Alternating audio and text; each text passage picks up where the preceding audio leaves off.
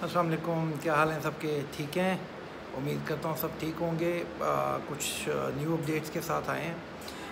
PCB chairman ने कुछ new decisions लिए हैं जो कि बहुत ही अच्छे हैं।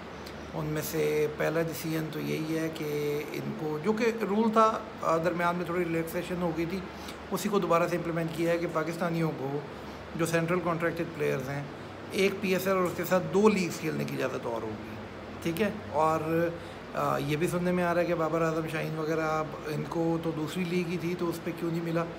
तो वो इसलिए नहीं मिला कि वो कनेडियन लीग खेलने जा रहे थे, और उसके ऊपर अभी ये डिबेट चल रही है कि वो आईसीसी से अप्रूव्ड है कि नहीं है। ठीक है, ये एक मैटर है। सेकेंडली, जो कि बहुत ही अच्छा डिसीजन हुआ है वो ये है, जो कि मैं पिछली अपनी वीडियो में भी बता चुका हूँ कि पाकिस्तानी प्लेयर्स जो है ना वो डोमेस्टिक खेलना बिल्कुल छोड़ गए थे। ठीक है, पीएसएल से या इधर उधर की किसी लीग में परफॉर्म कर लिया तो आज ही पावर हिटर के नाम से आके टीम में सेलेक्ट हो गए और वो कहते नहीं, अब ये पैरामीटर्स नहीं है। वही पैरामीटर्स जो हैं, जो पहले थे, वही रहा करेंगे, जो कि हैं डोमेस्टिक खेलेंगे, डोमेस्टिक में परफॉर्म करेंगे। यार 4 डे मैच ही एक बंदे ने नहीं खेला, उसका बैट कैरी ही नहीं है, वो 2-4 छक्के का मार के जनाब आ गए, टीम में आ गए। या फिर उसके अलावा जो T20 खेलेगा, 4 मैच खेलेगा तो 12 ओवर कर लिए होंगे फास्ट बॉलर ने, तो 12 ओवर्स के साथ तो नहीं है वो आने वाला, क्योंकि और वो भी उस सिचुएशन में जहाँ बैट्समैन ने हिट करनी ही करनी है। 4 डे मैचेस खेलें जहाँ प्लान करके बैट्समैन को आउट करना पड़े, उसको सेट कैसे करना है, उसको प्लान कैसे करना है, उसको फंसाना कैसे है, ये सारी प्लानिंग करके, ठीक है, तो फिर ही एक बॉलर प्रॉपर मजा हुआ बॉलर बन सकता है। डोमेस्टिक खेलना इन सब के लिए बहुत ज़रूरी है और बहुत ही अच्छा इकदाम है। और उससे भी अच्छा इकदाम जो किया है वो ये है कि हर 3 महीने बाद इनके फिटनेस टेस्ट होंगे। ये बहुत अच्छा काम किया है। ठीक है, फिटनेस टेस्ट होंगे। और एक और इम्पॉर्टेंट इसमें जो चीज़ है, सिलेक्शन कमेटी में उन्होंने दोनों हेड कोचेज़ को हिस्सा बना दिया कि गैरी ग्रिटसन और जेसन गिलेस्पी, ये दोनों सिलेक्शन कमेटी का हिस्सा होंगे फॉर देयर रिस्पेक्टिव फॉर्मेट्स। ठीक है, टेस्ट टीम सेलेक्ट हो रही है तो जेसन गिलेस्पी उसमें होगा, गैरी ग्रिटसन होगा अगर वनडे या T20 की टीम हो रही है, तो वो बहुत ज़रूरी होगा। वो इसलिए भी ज़रूरी होगा क्योंकि सिर्फ चीफ सिलेक्टर्स इसके अंदर वो फाइनलाइज नहीं होंगे, इनका भी वोट होगा, क्योंकि इन्होंने एक टीम खिलानी है, तैयार करनी है, तो इनको पता है कौन सा प्लेयर के सिचुएशन के लिए उन्होंने रेडी किया।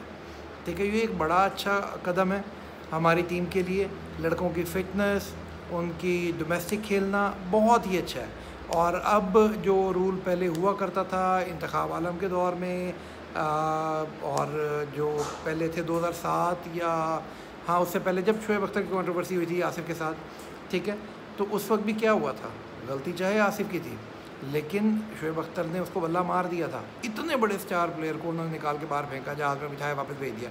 वो बात और है, फिर शाहिद अफरीदी ने रिक्वेस्ट की, सारा कुछ किया, मिन्नतें तड़े करके जैसे तैसे करके उसको टीम में लेकर आए। बाद में उस ओवर पे नहीं, उस ओवर पे उन्होंने वापस भेज दिया था। क्यों? क्योंकि भाई जितना भी बड़ा स्टार प्लेयर हो, उसको टीम का माहौल ख़राब करने की इजाज़त नहीं है। ठीक है, और यहाँ पर भी यही हो रहा है कि जो प्लेयर जिसकी टीम में अभी जगह नहीं बन रही, वो भी आंखें दिखा रहे हैं लोगों को, जो कि वो गलत है। ठीक है, तो यहाँ पर डिसीजन सख्त लेने होंगे। ठीक है, जितना भी बड़ा स्टार प्लेयर हो, अगर रिस्पेक्ट नहीं कर रहा किसी की, तो उससे फिर उसको उतनी ही सख्त सज़ा मिलनी चाहिए। मैनेजर्स वहाँ होने चाहिए जो उसको पनिश करें। अब यहाँ पर एक चीज़ और आती है कि हमारे मैनेजर्स भी तो पाकिस्तानी ही हैं। ठीक है, वो भी फिर खुन्नस निकाल जाते हैं कि किसी प्लेयर से अगर उनकी नहीं बन रही है, उनको अच्छा नहीं लग रहा, तो उसके साथ ज़्यादती भी कर जाते हैं। तो उसके लिए भी ये रूल सेट होना चाहिए कि कोई भी प्लेयर जाके अगर उसके साथ ज़्यादती हो रही है तो उन मैनेजर्स का उनके ख़िलाफ़ वो अपनी रिटन एप्लीकेशन दे सके और अपनी बात को जस्टिफाई कर सके। और बोर्ड को इतना ओपन हार्टेड होना चाहिए कि वो उनकी बात भी सुन सके, और अगर वो प्रूव कर सकते हैं कि उनके साथ ज़्यादती हो रही है तो फिर बोर्ड को उनकी बात भी सुननी होगी। ये 2 वे ट्रैफिक है, ये 1 वे नहीं चल सकती कि मैनेजर ने कहा जी इसने ज़्यादती की, इसको निकाल दो। ये पाकिस्तान है, यहाँ पर लोग ये करते हैं, अपने खुन्नस निकालते हैं। तो पहला स्टेप बहुत अच्छा है। प्लेयर्स को पता होना चाहिए कि ग्रुपिंग नहीं हो सकती, जहाँ 2-3 लोग इकट्ठे होंगे वहाँ पर मैनेजमेंट अलर्ट हो जाएगी और वो अपनी रिपोर्ट देगी, जो कि बहुत अच्छी चीज़ है।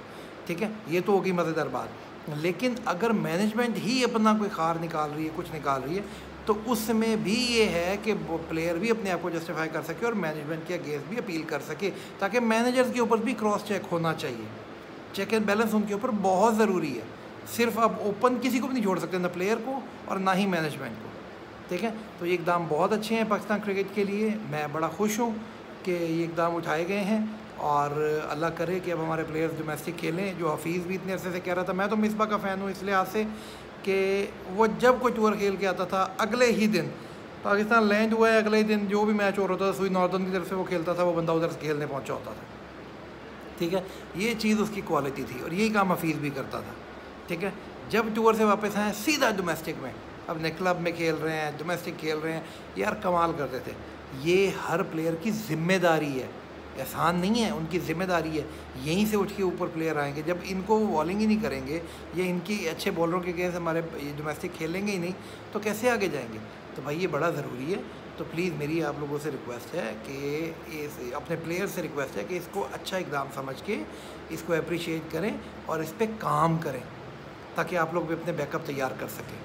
मिलते हैं फिर किसी और वीडियो के साथ। अस्सलाम वालेकुम।